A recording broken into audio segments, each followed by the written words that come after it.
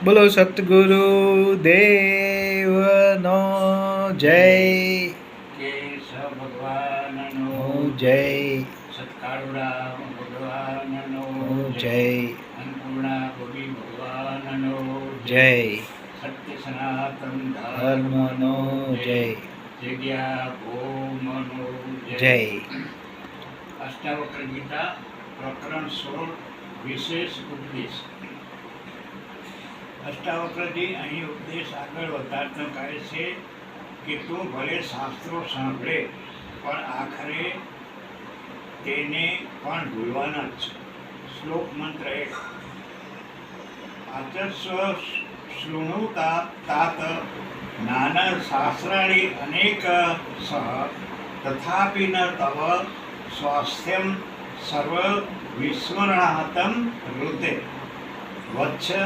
અનેક શાસ્ત્રોને તું અનેક વખત અને અનેક રીતે સાંભળે કે કહે પણ એ બધું આખરે ભૂલ્યા વિના તને શાંતિરૂપી સ્વાસ્થ્ય મળે નહીં. વેદાંત છંદાવલી. વર્ષો તલક લાખો ભલે ही शास्त्र तो सुनता रहे पढ़ता रहे या रात दिन उपदेश भी करता रहे जब तक बना है भेद में तुम भय न तब तक जाएगा. जब भेद सब मिट जाएगा तब शांति अक्षय पाएगा. શાસ્ત્રો ખોટા છે એમ નહીં, પણ એ જ માત્ર આખરી છે એવું નથી. શાસ્ત્રો પણ પરમાત્માની અનુભૂતિ માટેનું એક માર્ગદર્શન માત્ર છે. શાસ્ત્રો વાંચીને જડતાપૂર્વક પકડીને બેસી જવાથી કાંઈ ન વળે. શાસ્ત્ર વાંચનને કે ગુરુ વચનને સારા સાથની વિવેક બુદ્ધિથી સમજવા જોઈએ. શાસ્ત્રોનું વિસ્મરણ નહીં કરો ત્યાં સુધી તમને શાંતિપૂર્વક સ્વાસ્થ્ય મળશે નહીં. સ્વાસ્થ્ય એટલે સ્વમાં સ્થિરતા. સ્વમાં સ્થિત એ સ્વસ્થ, અને તે જે સ્વમાં સ્થિત છે એને પછી શાંતિ જ છે. જ્યાં સુધી વ્યક્તિ સ્વમાં સ્થિત નથી, આત્મામાં લીન નથી, ત્યાં સુધી અન્ય પર ધ્યાન રહેશે ને અન્ય પર ધ્યાન એટલે જ મનમાં વિચારોની વનવંટોળ. નદી કિનારે નર્યું ગંદુ અશાંતિ છે, કારણ કે વિચારોમાં તરંગોથી ક્રિયાને ભાવ આવે છે ને એની પાછળ કરતા ભાવ આવે છે. નિર્વિચાર થશો તો જ સુખી થશો. હવે જ્યાં સુધી મનમાં શાસ્ત્રો પણ પગદંડો જમાવીને પડ્યા છે ત્યાં સુધી મન શાસ્ત્ર વિચારોમાં અટવાયેલું રહેશે. નિર્વિચાર તો થતું જ નથી. તેથી પછી શાંતિ અને સ્વસ્થતા પણ મળતા નથી. તેથી જ કહે છે કે બધાનું વિસ્મરણ તું કરી દે. સ્મરણ કરવું હોય તો એ માત્ર આત્માનું, ને અહમ આત્મા નથી,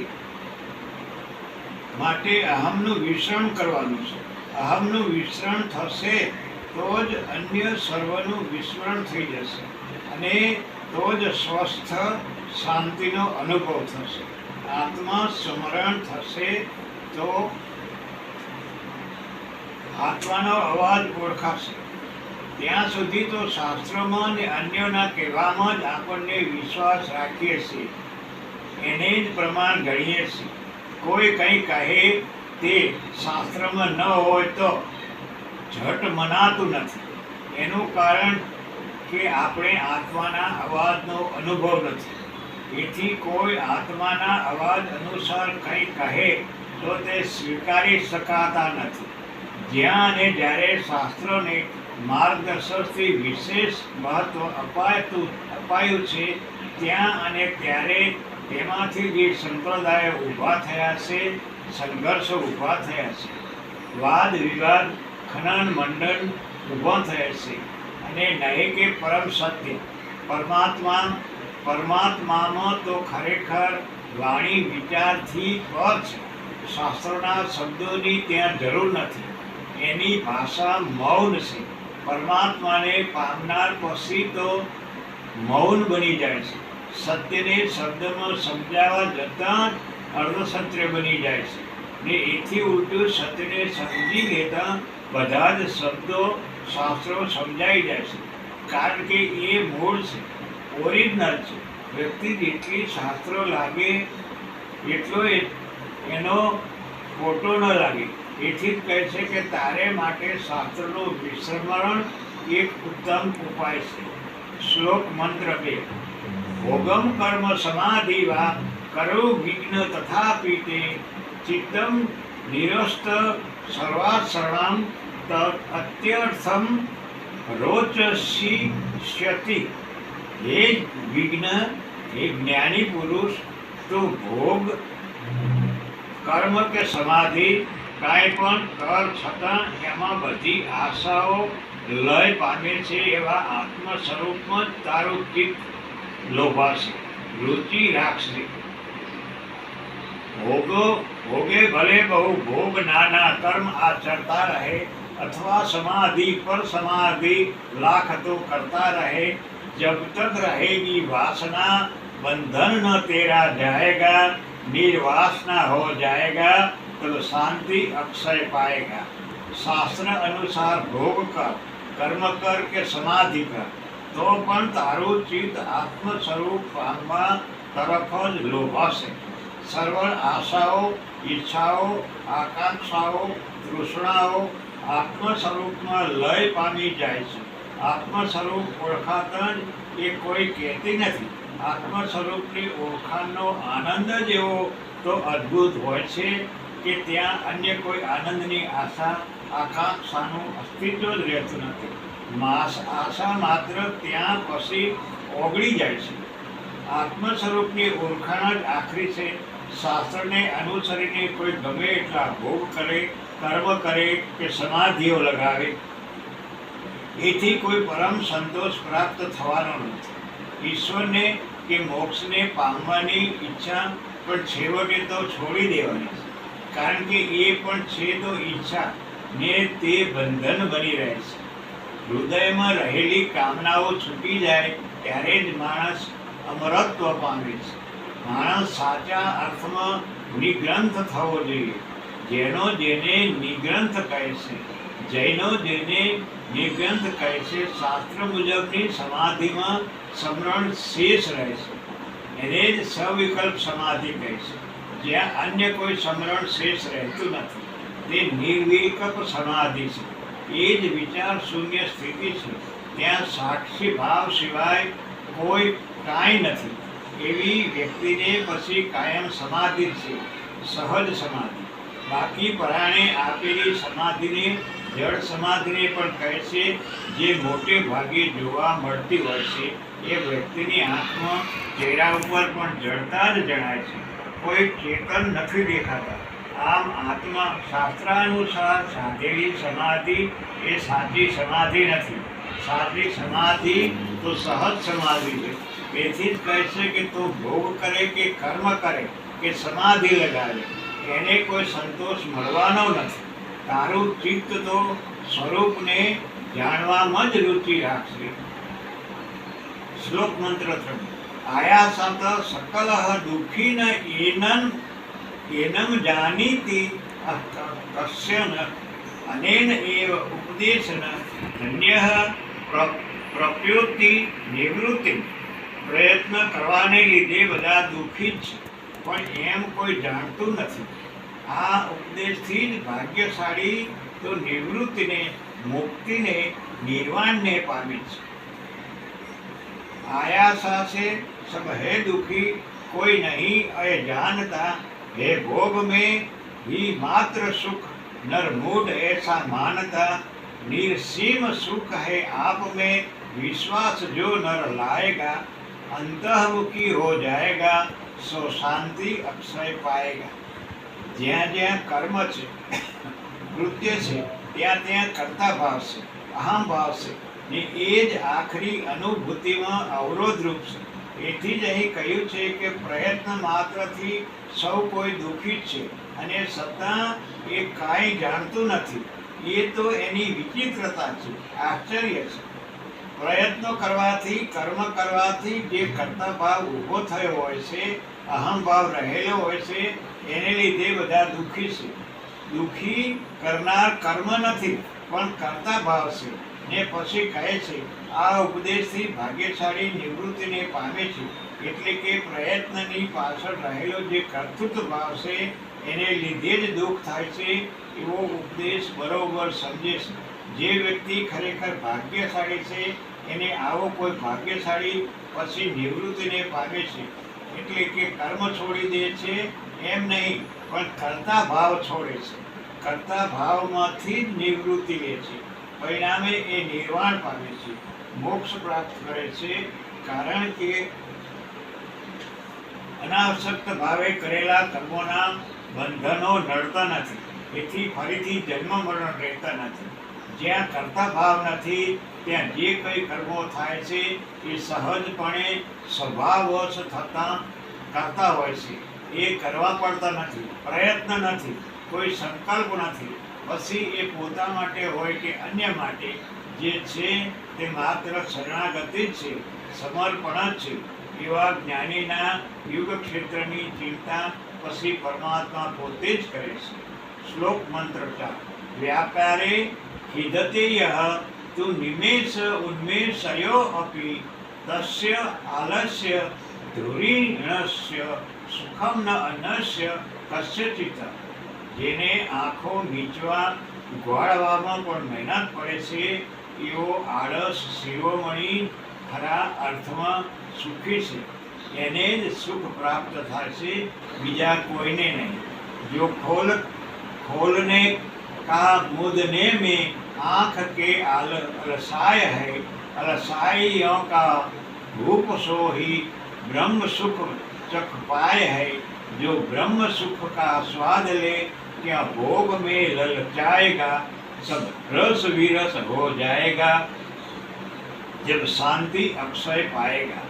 ઇન્દ્રિયના સામાન્ય વ્યવહારોમાં પણ જેને મહેનત પડે છે, દુઃખ લાગે છે, એટલે કે તે વ્યવહાર પોતા વડે થાય છે એમ માનવામાં જેને દુઃખ લાગે છે એવો આલસ્ય શિરોમણી જ ખરેખર સુખી છે. સર્વ વ્યવહાર માત્ર જેણે ઈશ્વરને સોંપી દીધા છે, પોતાનો કર્તવ્યભાવ ક્યાંય રાખ્યો જ નથી, એને અહીં સમાજની દ્રષ્ટિએ 800નો સંદાર કહ્યો છે. પણ ખરેખર જ્ઞાની એ જ છે, ખરા અર્થોમાં સુખી પણ એ જ છે, બીજો કોઈ સુખી નથી. એટલે કે આટલી કહે જેણે ઈશ્વરને જાતનું પણ સમર્પણ, એટલે કે આટલી કહે જેને ઈશ્વરને જાતનું પણ સમર્પણ કર્યું નથી એ કોઈ સુખી નથી. પછી ભલે એ દુનિયાની દ્રષ્ટિએ સુખી ઘરનો કહેવાતો હોય, સાધન સંપન્ન હોય, હાથે કરીને કર્મો ઊભા કરતો નથી ને જે કરે છે કે થાય છે તેમાં કર્તવ્યભાવ રાખતો નથી, એને અહીં 800નો સરદાર કહે છે. જો માત્ર સ્થૂળ રીતે કર્મો કરવાનું છોડે તો એ 800 કહેવાય, પરંતુ જો કર્તવ્યભાવ પણ છોડી દે તો એ મોટો 800 કહી શકાય, સંપૂર્ણ સમર્પણ. ઇદમ કૃત્યમ ઇદમ નેતિ દ્વંદ્વે મુક્ત યદા મનઃ ધર્મ અર્થ કામ મોક્ષેષુ નિરપેક્ષમ સદા ભવેત. આ કર્યું ને આ ન કર્યું એવા દ્વંદ્વથી જ્યારે મન મુક્ત થઈ જાય છે ત્યારે તે ધર્મ અર્થ કામ અને મોક્ષ તરફ પણ નિરપેક્ષ થઈ જાય છે. પછી એની પણ કોઈ અપેક્ષા રહેતી નથી. यह कर लिया यह नहीं किया ये द्वंद्व सारे छोड़ दे, धर्मार्थ तज दे, काम तज दे, मोक्ष कांक्षा छोड़ दे. निरपेक्ष जब तू होएगा निर्बंध बंध तब हो जाएगा, स्वच्छंद होगा शांत होगा, शांति अक्षय पाएगा. આ મેં કર્યું આ મેં ન કર્યું, આટલું કર્યું ને આટલું ન કર્યું એ દ્વંદ્વ સદાય દરેકના મનમાં રહે છે. કોઈ પણ કરવામાં જેને કર્તવ્ય છે તેમ ન કરવામાં પણ કર્યાનો નેગેટિવ સ્વરૂપનો કર્તવ્ય છે. એટલે આ કર્યું ને આ ન કર્યું એવા બંને પ્રકારના કર્તવ્યથી મુક્ત થવા માટે મન એ કરવા ન કરવાના દ્વંદ્વથી મુક્ત થવું જોઈએ ને તો પછી એને ધર્મ અર્થ કામ અને મોક્ષ એ ચારેય પુરુષાર્થો પ્રત્યે પણ કોઈ અપેક્ષા નહીં રહે. ધર્મ અર્થ કામ અને મોક્ષ એ ચારેય પુરુષાર્થ કહેવાય છે. ને પુરુષાર્થ કહેતા જ ત્યાં કરતા ભાવ, કંઈક કરવાનું છે એવો ભાવ આવીને ઊભો રહે છે. પરંતુ જ્યાં કરતા ભાવ જ નથી તો પછી કાંઈ પણ જાતના પુરુષાર્થની વૃત્તિ જ રહેતી નથી. જે કાં થાય તે સદગુરુ પરમાત્માની મરજી મુજબ સદગુરુ પરમાત્મા દ્વારા સહજપણે થતું રહે છે. એમાં ધર્મ પણ આવી જાય, આર્થિક ઉપાર્જન પણ આવે, કામ પણ આવે ને મોક્ષ પણ. કરતા ભાવ નથી ત્યાં મોક્ષ માટે પણ સામે ચાલીને કાંઈ ઈચ્છા નથી તે માટે કોઈ પ્રયત્ન નથી એવો જ્ઞાની મુક્ત જ છે. વિરક્ત વિષય દેષ્ટા રાગી વિષય તે રૂપઃ ગ્રહ મોક્ષ વિહીન તું ન વિકપ્તો ન રાગવ. વિષયનો દ્વેષ કરનારો વિરક્ત છે, જ્યારે વિષય લોલુપ વિરક્ત એ નથી રાગી. त्यागी विषय से द्वेष करी नहीं संग उनका छोड़ता. रागी विषय में राग करके प्रेम उनसे जोड़ता. मत राग कर मत द्वेष कर नीर संग हो तुम हो जाएगा. संसर्ग से छूट जाएगा तब शांति अक्षय पाएगा. जे विरक्त से वैरागी से તે હંમેશા વિષય માત્રનો દ્વેષ કરે છે, વિરોધ કરે છે. એના મનમાં ઇન્દ્રિયોના વિક્ષેપ ભોગ તરફ વિષય પર ધૃણા હોય છે. વિષય માત્રને તે અત્યંત તુચ્છ માને છે ને એ રીતે પોતાની જાતને મહાન ત્યાગી વૈરાગી બીજા કરતાં કંઈક ઊંચો માને છે. એનામાં ત્યાગનો અહમ જોર કરતો હોય છે. તો બીજી તરફ જે વિષય લોલુપ છે, વિષયોમાં જ રચોપચો રહેવામાં રાજી છે, તે રાગી છે, આસક્ત છે. એ તો એન કેન પ્રકરણે જે છે તે માણી લેવામાં જ માને છે. એને વૈરાગી તરફ ધૃણા છે.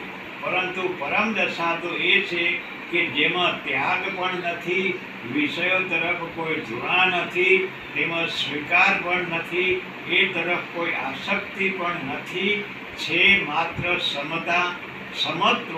જ્ઞાની વ્યક્તિ અંતરમાં સ્થિર જ હોય છે, વિચલિત થતા નથી. રાગ અને વૈરાગથી પર એવી એ વિતરાગની સ્થિતિ છે. રક્ત દશા, રક્ત પણ નહીં, વિરક્ત પણ નહીં. વિતરાગતા એ પરમહંસ અવસ્થા છે. એમાં રાગ નથી, વૈરાગ્ય પણ નથી, સ્વીકાર નથી તો છોડવાનું પણ નથી, પ્રેમ નથી તો ધૃણા પણ નથી, પાપ નથી ને પુણ્ય પણ નથી, શુભ પણ નથી ને અશુભ પણ નથી. તો છે શું? બસ જે છે જેવું છે એમાં વ્યક્તિના પોતાના કાંઈ જ મનોભાવ, મનોવૃત્તિ, મન પ્રક્ષેપણ ઉમેરાતા નથી. અંતરથી જે અલિપ્ત જ રહે છે એ જ છે સાક્ષી ભાવ. આ દ્રષ્ટિએ રાગી કે વૈરાગીમાં ઝાઝો ફેર નથી. એક જ સિક્કાની બે બાજુ છે. એક પોતાના પગ ઉપર ઊભો છે તો બીજો શીર્ષાસન કરી રહ્યો છે. માત્ર દશા જ બદલાય છે, દશા નહીં. દિશા જ બદલાય છે, દશા નહીં. જ્યારે વિતરાગી છે એ પરમ દશાને પામેલો છે, એ સ્વયંમાં સ્થિત છે, એને કોઈ પ્રકારની જરૂર નથી. એ સ્વયં પ્રમાણ છે, સ્વયં પર્યાપ્ત છે, સંપૂર્ણપણે ઈશ્વરને સમર્પિત છે, પોતે નિમિત્ત માત્ર બની રહે છે. એવા સાક્ષી પુરુષ કાંઈ સમજતો નથી એમ નહીં. પોતાના આંખ કાન બરાબર ખુલ્લા રાખે છે કે જેનું તેનું જોવાનું કે સાંભળવાનું પણ સંપૂર્ણ રીતે હોશપૂર્વક હોય છે. પરંતુ પરમ જ્ઞાનીની દશા પ્રાપ્ત થવાથી એ સ્વાભાવિક રીતે જ મૌન બની રહે છે. જરૂર પડે ત્યારે જ અને જે પણ જરૂર પૂરતું જ બોલે એવી વ્યક્તિનો નૈતિક મૂલ્ય કોઈ રીતે આંકી જ ન શકાય.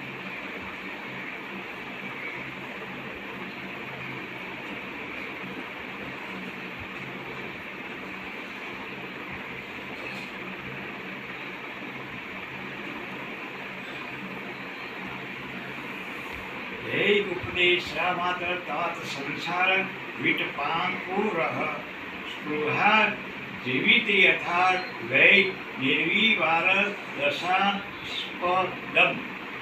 જ્યાં સુધી સ્પૃહા જીવિત છે એટલે કે અવિવેકની દશા છે ત્યાં સુધી સંસાર વૃક્ષના અંકુર જેવા ત્યાગ અને સ્વીકાર પણ જીવિત જ છે.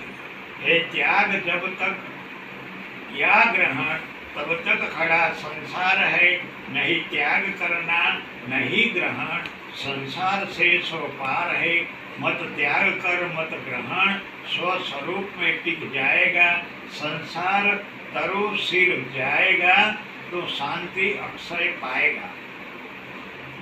સંસારના દુઃખ માત્રનું મૂળ તૃષ્ણા છે. મનમાં કંઈ ઈચ્છા આકાંક્ષા ઊભી થાય ને પછી એમાંથી જ આગળ ને આગળ શૃંખલા ચાલે એવી મનોદશાને અવિવેકીની દશા કહે છે. એટલે કે મનમાં કાંઈ પણ સ્પૃહા હોવી તે અને તે છે ત્યાં સુધી ત્યાગ સ્વીકારવા જેવા સંસાર વૃક્ષના અંકુરો પણ જીવિત છે. એટલે કે મનમાં ઈચ્છા છે ત્યાં સુધી કોઈ વસ્તુનો ત્યાગ તો કોઈનો સ્વીકાર, ગમો અણગમો બધું રહેશે ને એને સંસાર વૃક્ષના અંકુર કયા છે. કારણ કે એમાંથી જ આગળ ઉપર અહમ મમ મોહ માયા મમતા મદ વગેરે ડાળી પાંદડા ફૂલ ફૂટે છે ને એને જ આખું સંસાર વૃક્ષ કહે છે. સ્પૃહા તૃષ્ણા એ દુઃખનું મૂળ છે. એના ત્યાગની તે ન રાખવાની વાત છે. જ્યાં સુધી સ્પૃહા છે તૃષ્ણા છે ત્યાં સુધી અવિવેકની દશા છે કે જે પોતાના માર્ગે લઈ જાય છે, પતનના માર્ગે લઈ જાય છે. જ્યાં જો સ્પૃહા સ્પષ્ટ રીતે સમજાઈ જાય તો દુઃખ રહે જ નહીં. સ્પૃહા મનમાં થાય છે માટે પહેલાં મનને સમજવું જોઈએ ને મનને સમજતા તૃષ્ણારૂપ કારણ દૂર થઈ જશે. સંભોગ ગ્રહણથી, સંવેગ દ્રષ્ટિથી, સંભોગ વાણીથી એમ સમગ્રતયા સંભોગ તત્વથી કોઈ તૃષ્ણા કે સ્પૃહા રહેતી નથી. એ જ મુક્તિ છે, મોક્ષ છે. અહીં જે છે એમાં જ્યાં છીએ ત્યાં સુખ નથી, સંતોષ નથી કે બીજે ક્યાંય તે છે એમ માનવું. એનું નામ જ સ્પૃહા તૃષ્ણા. પરિણામે તૃષ્ણા ત્યાગ એટલે જે છે એમાં સંતોષ. જ્યાં છીએ ત્યાં જેવા છીએ એવા જ આનંદમાં છીએ એ જ ઠીક. રૂકતો જાય તે રોગો નિવૃત્તો દેશ એવહી નિર્વિંદા બાલવત વિધાર્મ એવ વ્યવસ્થિત. પ્રવૃત્તિથી રાગ અને નિવૃત્તિથી દેશ પામે છે. તેથી બુદ્ધિમાન તો બાળકની જેમ જેમ છે તેમાં જ સ્થિર રહે છે. यही प्रीति विषयों में करेगा राग बढ़ता जाएगा. यही द्वेष विषयों से किया तो द्वेष डरता पाएगा. तज राग दे तज द्वेष दे मन मैल सब धुल जाएगा. बाला चरण भोला ग्रहण कर शांति अक्षय पाएगा. प्रवृत्तियों જે રાગ છે તો નિવૃત્તિમાં દ્વેષ અર્થાત વૈરાગ્ય છે. જે જ્ઞાની છે એ બંનેથી પર વિતરાગી દશા ભોગવે છે અને તે બાળ સહજ નિર્દોષ બની જતો હોય છે. એનું જીવન તદ્દન સહજ હોય છે. કંઈ જ પ્રયત્ન પ્રયાસ ત્યાં હોતો નથી. કંઈ પણ કરવા પાછળ કોઈ ગણતરી કે આયોજન રહેતું નથી. જેવો વર્તમાન ક્ષણ હોય એવી જરૂર હોય એ પ્રમાણે વર્તે. બાળકોમાં જેમ ગંભીરતા હોતી નથી તેમ સાચા સંત કે જ્ઞાની પણ કદી ગંભીર હોતા નથી. એમને માટે જે કંઈ બની રહ્યું હોય છે એ પ્રભુની લીલા જ હોય છે. સર્વત્ર આનંદ આનંદ જ છે, ઉત્સવ જ છે. હાતુમિચ્છન્તિ સંસાર રાગી દુઃખ जिहायसा वितरागो हि निर्दुःख तत्विद अपि न खिदयति. દુઃખથી બચવા માટે રાગી સંસારનો ત્યાગ ઈચ્છે છે, પરંતુ વિતરાગી દુઃખ મુક્ત થઈ સંસારમાં રહેવા છતાં ખેદ પામતો નથી. મત ઇન્દ્રિય સ્વાધીન કર, જો આત્મા में संलग्न है निज आत्मा में ही संतृप्त है, निज आत्मा में मन मग्न है, नहीं स्वप्न में भी भोग में जिसका कभी मन जाय है, ऐसा विवेकी धीर नर बिरला कहीं पर पाएगा। सुख दुख राग द्वेष, सुख दुख के राग द्वेष એ બધી મનની પરિસ્થિતિ છે, પરંતુ જેને સંસાર પ્રત્યે રાગ છે, આસક્તિ છે, એ તો સંસારને જ સુખ દુઃખનું કારણ માને છે। એથી એની રાગી વ્યક્તિ દુઃખથી બચવા માટે સંસારનો ત્યાગ કરવા માંગે છે। ઘર બાર કુટુંબ વગેરે છોડીને બાવા બની જતા હોય છે, સંન્યાસી થઈ જાય છે ને ત્યાં પછી બીજા પ્રકારના સંસાર ઊભા થતા હોય છે, કારણ કે મનમાં તો સંસાર છે જ। એને પછી સંસાર છોડ્યો પણ સુખ મળતું નથી। જ્યારે રાગ અને ત્યાગ બંનેથી પર થયેલા જ્ઞાની વિતરાગી તો સંસારમાં જ રહેવા છતાં અલિપ્ત રહેતો હોવાથી, અનાસક્ત હોવાથી દુઃખ મુક્ત જ છે અને એથી જ એને ખીન થવાનું પણ કોઈ કારણ જ નથી। માનવ સ્વભાવ છે કે પહેલાં તો એ સંસારમાં સુખ મેળવવામાંથી બધી બાબતો તરફ આસક્તિ રાખે, ઘણા પ્રયત્નો કરે, પણ પછી અનુભવે એને સમજાય છે કે આ બધું ખોટું છે, આમાં કોઈ સાર છે જ નહીં, અહીં તો દુઃખ જ છે। એથી એ દુઃખથી બચવા એ સંસાર છોડી દેવાનું વિચારે છે। અહીં એમ નથી કહ્યું કે છોડી દે, માત્ર વિચારે છે, ઈચ્છે છે। એટલે જે રાગી છે, આસક્ત છે, એનું હૈયું રાગ અને ત્યાગની વચ્ચે ઝોલા ખાય છે, પરંતુ કોઈ પણ બાબતનો સ્વીકાર કે ત્યાગ એની વચ્ચે બહુ મોટો ફેર નથી, માત્ર દિશા જ બદલાય છે, દશા એની એ જ રહે છે। જ્યારે વિતરાગી છે, રાગ અને ત્યાગ બંનેની વ્યર્થતા સમજી એનાથી પર થયો છે, તે જ્ઞાની અનાસક્ત બની અનિપ્ત રહીને સાક્ષી ભાવ કેળવી સંસારમાં જ રહે છે। એને કોઈ દુઃખ નથી રહેતું, તેથી કોઈ ખેદ પણ થતો નથી। વિતરાગી વ્યક્તિ સંસારમાં હોય કે સંસાર બહાર હોય, એ સર્વત્ર અને સર્વજ્ઞ આનંદમાં જ હોય છે। યસ્ય અભિમાનો મોક્ષે અપિ દેહે અપિ મમતા તથા નચ જ્ઞાની નવા યોગી કેવલમ દુઃખ ભાવસો। જેને મોક્ષ પ્રત્યે અભિમાન છે, અહંકાર છે ને દેહ પ્રત્યે મમતા છે, મોહ છે, એ નથી તો જ્ઞાની કે નથી યોગી, એ તો દુઃખનો જ ભાગીદાર છે। हर्षित कभी होता नहीं खीन है, सुख दुख लाभ अलाभ में समचित रहता प्रसन्न है। देखे चले खाए पिए जागे भले सो जाए है, नीज लक्ष्य से हटता न जो बिरला कहीं पर पाए है।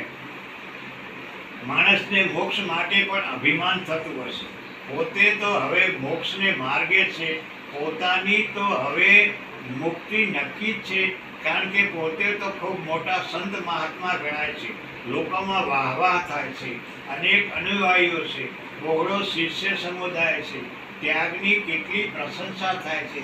ત્યારે વગેરે બાબતોનું પણ એક જબરદસ્ત અભિમાન અહંકાર ઊભો થતો હોય છે ને અંતરમાં રહેલો અહમ એકદમ જ મજબૂત બની જતો હોય છે, અને એની સાથોસાથ જ દેહ દ્વારા આ બધું થઈ રહ્યું છે, એ દેહ તરફ પણ સારી એવી મમતા બંધાઈ જતી હોય છે।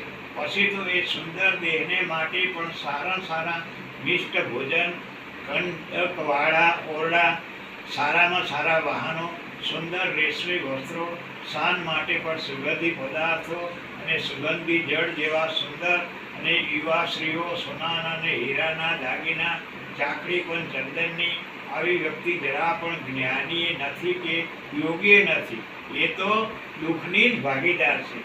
કારણ કે આ બધાને અંતે છેવટે તો એના નસીબમાં દુઃખ જ હોય છે। મોક્ષની ઈચ્છાથી ગંગા સ્નાન કરવા જાઓ તો મોક્ષ તો મળશે, પણ ટાઢ જરૂર ચડશે, પણ પાણીની ઠંડક જ અનુભવાશે। ખરેખર તો સાચો જ્ઞાની કે યોગી તો સંસારમાં જ છે, સંસારની જેમ જ આપણી વચ્ચે જ હોય, છતાં કોઈને એની ખબર પણ ન પડે। એની રહેણી કહેણી, પરિવેશ વગેરે પણ સામાન્ય સંસારી ગૃહસ્થ જેવા જ હોય છે। બીજા બધા એને પણ એક સાધારણ સંસારી જ માને, સારો માણસ માને, એમ કહે. આજે પણ એવા સંતો આપણી વચ્ચે જ હશે, પણ આપણે એને જાણતા નથી. જેને જે પણ પોતે કંઈ જાણે છે, જ્ઞાની છે, મુમુક્ષ છે, એવો ખ્યાલ પણ મનમાં છે, એ વાસ્તવમાં તો અજ્ઞાની જ છે. જ્યારે સાચો જ્ઞાની તો સમજે છે કે પોતે કંઈ જાણતો નથી. જે કંઈ જાણવા જેવું છે તે જાણી શકાય એમ પણ નથી. પરમ તત્વ અજ્ઞેય છે, માત્ર અનુભૂતિથી જ સમજાય છે ને એ માટે શ્રદ્ધા જોઈએ, તર્ક કામ ના આવે. શ્વાસથી તો પ્રાણી માત્ર જીવે છે, વિશ્વાસથી જીવે તે માણસ. વિશ્વાસ ન હોય તો નિશ્વાસ જ રહે. જે કાંઈ નથી જાણતો એમ સમજે છે એ જ એને શ્રેષ્ઠ જ્ઞાની બનાવે છે. હું કાંઈક જાણું છું એ તો અહંકાર જ છે. હરહ યદિ ઉપદેશતે તે હરિ કમલ જ અપીવા તથાપિ ન તવ સ્વાસ્થ્ય સર્વ વિસ્મરણ શ્રુતે. બ્રહ્મા, વિષ્ણુ કે મહેશ કોઈ પણ સારા ઉપદેશક થાય છતાં સર્વ કોના વિસ્મરણ વિના તને સ્વાસ્થ્ય મળવાનું નથી. એટલે કે સ્વમાં સ્થિત થાવ એમ નથી, શાંતિ મળવાની નથી. સબ રસ વિરસ લગતે જીવને નહીં ભોગ જીસકો ખેંચતે. જ્યાં ઈખ પ્રેમી હરિન કો નહીં બિંબ પત્તે ખેંચતે. नहीं काम के वश हो कभी, नहीं क्रोध जिसको आए है. निर्लोभ संशय से रहित विला कहीं पर पाए. સ્વયં ઈશ્વર આવીને ઉપદેશ કરે, છતાં જ્યાં સુધી મનમાં અવિદ્યા ભરેલી છે, આશા, ઈચ્છા, આકાંક્ષા, તૃષ્ણા છે, મોહ, માયા, મમતા છે, અહંકાર છે, અહમ દેહાસ્મી ભાવ છે, ત્યાં સુધી કોઈ અર્થ નથી. એટલું જ નહીં, શાસ્ત્રો અને ગુરુવચનો કે ઉપદેશો, ઉપાસનાઓ અને અનુષ્ઠાનો, જપ, તપ, વ્રત, પાઠ, પૂજા વગેરે પણ જ્યાં સુધી છે ત્યાં સુધી સ્વમાં સ્થિત થવી મુશ્કેલ છે. સ્વમાં સ્થિતિ એટલે જ આત્મા તત્વની ઓળખ, પરમ તત્વની પ્રાપ્તિ. ટૂંકમાં પરમ પદને પામતા પહેલા પૂર્ણ પરિત્યાગ જરૂરી છે. પરમ તત્વની પ્રાપ્તિ માટે અર્થાંત એની અપરોક્ષ અનુભૂતિ માટે સર્વસ્વ છોડવું જરૂરી છે, જેમાં આપણી જાત પણ આવી જાય છે. આપણી જાતને ભૂલવી એનો અર્થ એ નથી કે સ્વનું વિસ્મરણ, પરંતુ દેહભાવ, અહમભાવ, અસ્મિતા વગેરે ભૂલવાના છે. આપણે આપણાથી પણ મુક્ત થઈ જવાનું છે, તો પરમ તત્વની અનુભૂતિ થઈ શકે. પછી તો સોહમ અસ્મિ, તે જ હું છું શબ્દ બોલે. પ્રકરણ 16 સમાપ્ત. બોલો સદગુરુદેવની જય. જય.